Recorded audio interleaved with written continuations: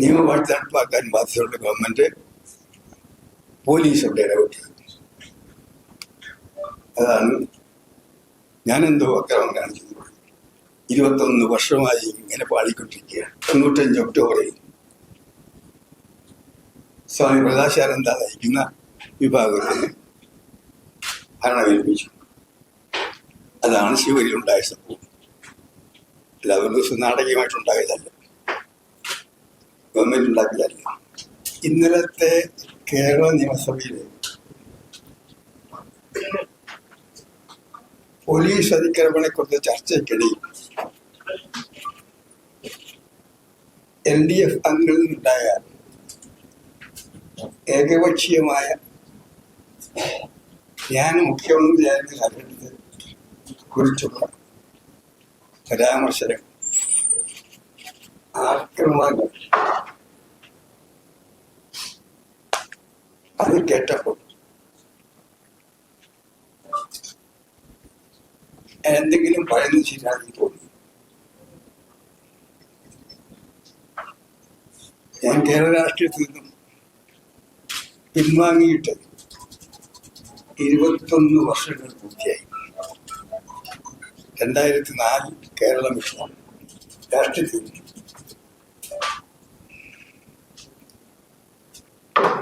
അതിനുശേഷം എന്നെക്കുറിച്ചും എന്റെ രാഷ്ട്രീയ പ്രവർത്തനത്തെക്കുറിച്ചും മുഖ്യമന്ത്രിയായി പ്രവർത്തിച്ച കാലഘട്ടത്തെക്കുറിച്ചും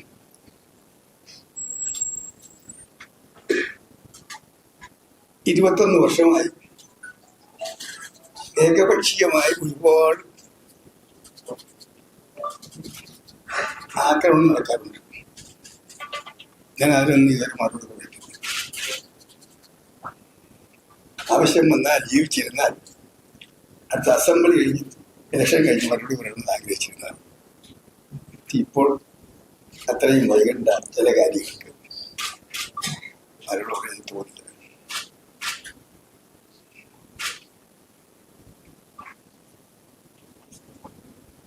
കഴിഞ്ഞ 21 വർഷമായി LDF എന്റെ ഭരണകാലത്തെക്കുറിച്ച് പ്രധാനമായി ഉന്നയിക്കുന്ന 2 കാര്യങ്ങൾ ഇന്നലെയും അവർ ശക്തമായി ആവർത്തിച്ചു.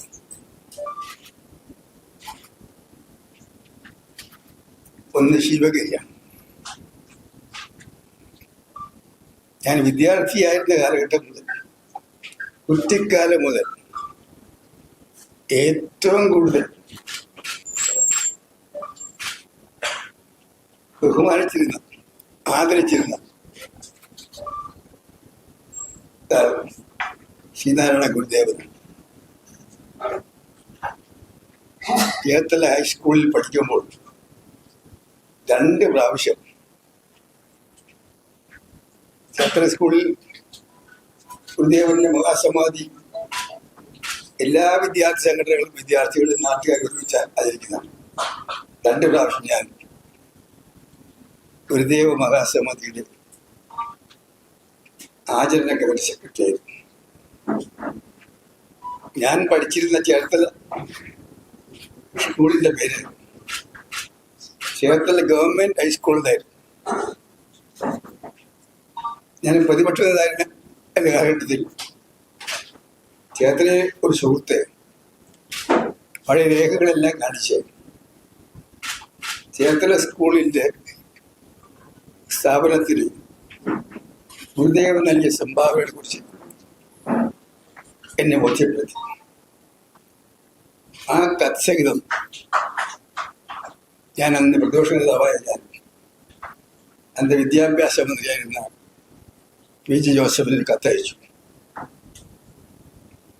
ഉടൻ തന്നെ PG ജോസഫ് എന്റെ അഭ്യർത്ഥന മാനിച്ച് ആ രേഖകൾ കൂടി പരിശോധിച്ചതിന് ശേഷം ചേർത്തല ഗവൺമെന്റ് ഹൈസ്കൂളിലെ ചേർത്തല ഗവൺമെന്റ് ശ്രീനാരായണ ഹൈസ്കൂൾ നൽകി.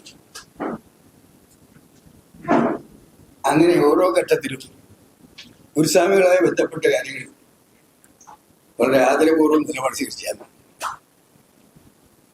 ശിവഗിരിയിൽ എത്രയോ തവണ കോൺഗ്രസിലുണ്ടായപ്പോൾ, APC-യിലുണ്ടായിരുന്നപ്പോൾ, മുഖ്യമന്ത്രിയായി, പ്രതിപക്ഷ നേതാവായി, കേന്ദ്ര പ്രതിരോധ മന്ത്രിയായി ഞാൻ പരിപാടിയിൽ പങ്കെടുത്തിട്ടുണ്ട്. ഞാൻ മുഖ്യമന്ത്രിയായിരുന്ന കാലത്ത് എനിക്ക് ഏറ്റവും ദുഃഖവും വേദനയുണ്ടാക്കിയ കാര്യം അവിടെ 95 കേരള ഹൈക്കോടതിയുടെ ഉത്തരവ് നടപ്പാക്കാൻ വേണ്ടി പോലീസിനെ അയക്കേണ്ടി വന്നു. അവിടെ ഉണ്ടായ സംഭവങ്ങൾ പലതും നിർഭാഗ്യകരമാണ്. പക്ഷെ അവിടെ പോലീസ് പോയത് ഹൈക്കോടതി ഉത്തരവ് പ്രകാരം ക്രിമിനൽ നിയമത്തിൽ പോലീസിനുള്ള അധികാരം ഉപയോഗിച്ചുകൊണ്ട് ശിവഗിരിയിൽ തെരഞ്ഞെടുപ്പിൽ ജയിച്ച സന്യാസിമാർക്ക് അധികാര കൈമാറ്റം നടത്തിയിരിക്കണം. അത് ഗവൺമെന്റ് ചുമതലയാണ്, പോലീസിന്റെ ചുമതലയാണ്. അതിനുവേണ്ടി എന്തൊക്കെ ചെയ്യണമല്ലോ, ക്രിമിനൽ നിയമത്തിൽ പതിയിരിക്കുന്ന എല്ലാ അധികാരങ്ങളും പോലീസ് ഉപയോഗിക്കണം എന്ന് പറഞ്ഞതിന്റെ അടിസ്ഥാനത്തിലാണ് പോലീസ് പോയത്. അതും ഹൈക്കോടതി ഉത്തരവ് വന്ന ഉടനെയല്ല. ശിവഗിരി ധർമ്മസംഘത്തിലേക്ക് തെരഞ്ഞെടുപ്പുകൾ കാലാകാലങ്ങൾ നടക്കും. ചിലപ്പോൾ ഏകണ്ഠമായി, ചിലപ്പോൾ മത്സരത്തിൽ കൂടി.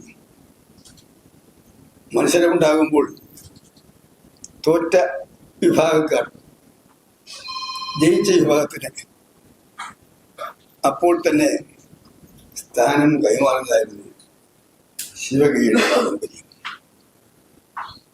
പക്ഷെ 95 മാത്രം അത് നടന്നില്ല. തോറ്റ വിഭാഗക്കാർ ജയിച്ച വിഭാഗക്കാർക്ക് സ്വാമി പ്രകാശാനന്ദ നേതൃത്വം കൊടുക്കുന്ന ഭൂരിപക്ഷ പാനലിൽ വിജയിച്ചവർക്ക് അധികാരം കൈമാറാൻ തയ്യാറായില്ല. അവർ പറഞ്ഞ ന്യായം സ്വാമി പ്രകാശാനന്ദയ്ക്കും കൂട്ടർക്കും ഭരണം കൽപ്പിച്ചാൽ മതാതീത ആത്മീയതയുടെ കേന്ദ്രമായ ശിവഗിരി കായുവൽക്കരിക്കപ്പെടും. ഇതായിരുന്നു അവർ പ്രകടിപ്പിച്ച ആശങ്ക. പ്രകാശാനന്ദയും കൂട്ടരും ആദ്യം കീഴ്ക്കോടതികളെ സമീപിച്ചു. കീഴ്ക്കോടതികൾ പ്രകാശാനന്ദ സ്വാമികൾക്കും അദ്ദേഹത്തോടൊപ്പം ജയിച്ചവർക്ക് അനുകൂലമായി വിധി എഴുതി. ആമീൻ പോകും. അവിടെ തടസ്സങ്ങളുണ്ടാകും, എതിർപ്പുകളുണ്ടാകും, ചില സംഘർഷത്തിന് അന്തരീക്ഷമുണ്ടാകും. പോലീസ് ഇടപെടാൻ ഞങ്ങൾ തയ്യാറായില്ല. അവയെ പടങ്ങി വരും. അവസാനം കേസ് ഹൈക്കോടതിയിലെത്തി. ഹൈക്കോടതിയിൽ ജസ്റ്റിസ് ബാലസുബ്രഹ്മണ്യത്തിന്റെ ബെഞ്ചിൽ ആ കേസ് വന്നു. 2 ഭാഗവും കേട്ടതിന് ശേഷം അദ്ദേഹത്തിന്റെ ബെഞ്ച് തീർപ്പ് കൽപ്പിച്ചു. ധർമ്മസംഘം തെരഞ്ഞെടുപ്പിൽ സംശയാതീതമായി ഭൂരിപക്ഷം കിട്ടിയത് സ്വാമി പ്രകാശാനന്ദ നയിക്കുന്ന പാനലിലാണ്. അവർക്ക് അധികാരം കൈമാറ്റം നടത്തിയേ പറ്റൂ. അതിനെ ഗവൺമെന്റ് സഹായിക്കണം, പോലീസ് സംരക്ഷണം നൽകുമെന്ന് പറഞ്ഞു.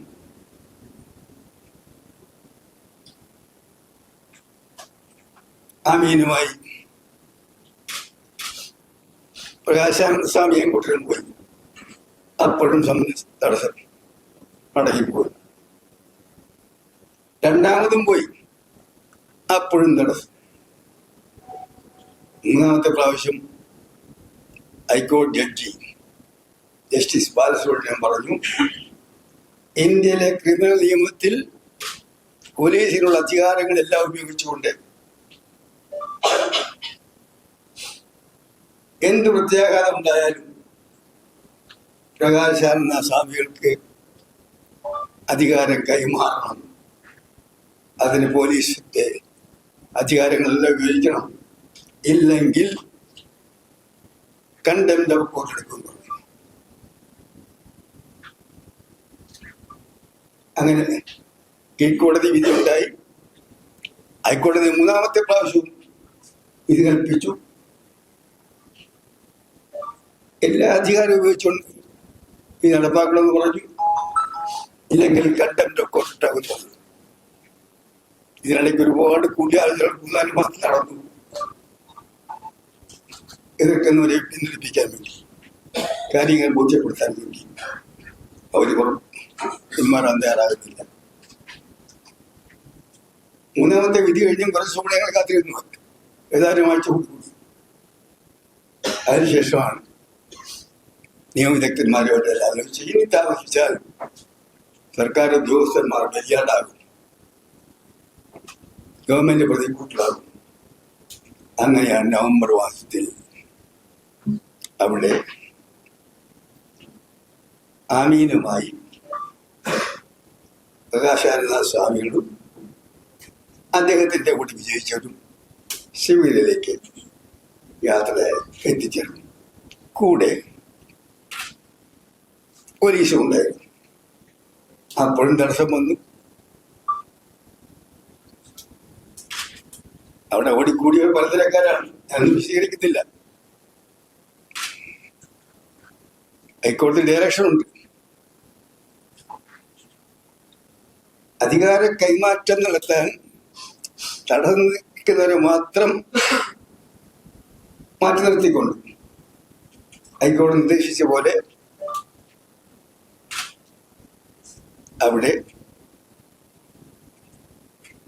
95 ഒക്ടോബറിൽ സ്വാമി പ്രകാശാനന്ദ നയിക്കുന്ന വിഭാഗത്തിന് ഭരണമേൽപ്പിച്ചു. അതാണ് ശിവഗിരിയിലുണ്ടായ സംഭവം. അല്ല, ഒരു ദിവസം നാടകീയമായിട്ടുണ്ടായതല്ല, ഗവൺമെന്റ് ഉണ്ടാക്കിയതല്ല.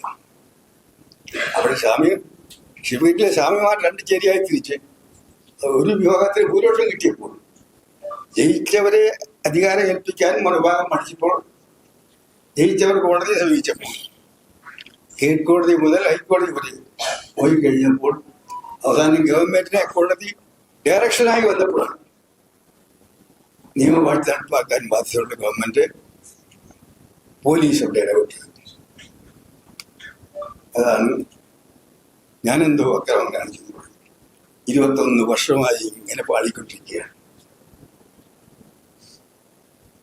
ഞാൻ കേരളത്തിൽ പോയി, പിന്നെ ആരും പറയാനില്ല.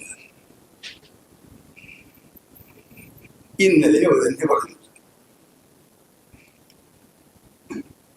പക്ഷെ സംഭവിച്ച് ഞാൻ പറഞ്ഞതാണ്, ഇങ്ങനൊരു അഭ്യർത്ഥന മാത്രമേ ഗവൺമെന്റ്, മുഖ്യമന്ത്രിയോടും ഈ ഗവൺമെന്റ് ഒരു അഭ്യർത്ഥന മാത്രമേ ഉള്ളൂ. ശിവഗിരി സംഭവം എല്ലാം കഴിഞ്ഞ് ഞാൻ മുഖ്യമന്ത്രി സ്ഥാനം രാജിവെച്ച് 90 നടന്ന ഇലക്ഷനിൽ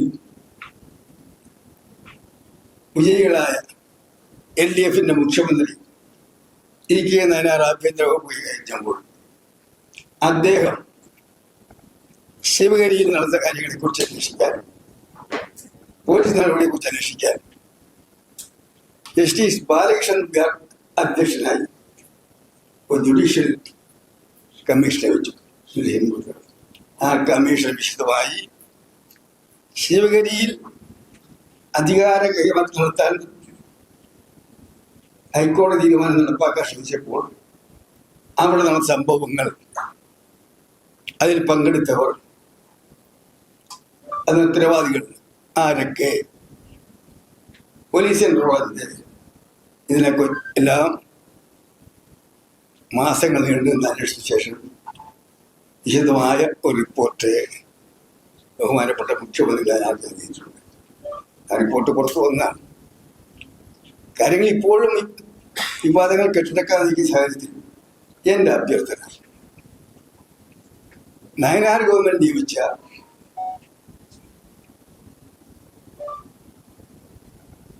ജസ്റ്റിസ് ബാലകൃഷ്ണൻ നമ്പ്യാരുടെ ജുഡീഷ്യൽ കമ്മിറ്റിയുടെ റിപ്പോർട്ട് വീണ്ടും പരസ്യപ്പെടുത്തണം. ജനങ്ങൾ അറിയട്ടെ സത്യം, അവിടെ എന്താണ് സംഭവിച്ചത്. ഇന്നലെ LDF അംഗങ്ങൾ അസംബ്ലിയിൽ പ്രസംഗിച്ചതുപോലാണോ അതോ മറിച്ചാണോ സംഭവിച്ചത്? ആ റിപ്പോർട്ട് ഗവൺമെന്റിന്റെ കയ്യിലാണ്, എന്റെ കയ്യിലല്ല. ഈ ഗവൺമെന്റിന്റെ കയ്യിലാണ്. ആ റിപ്പോർട്ട് ഒന്നുകൂടെ പ്രസിദ്ധീകരിക്കുക.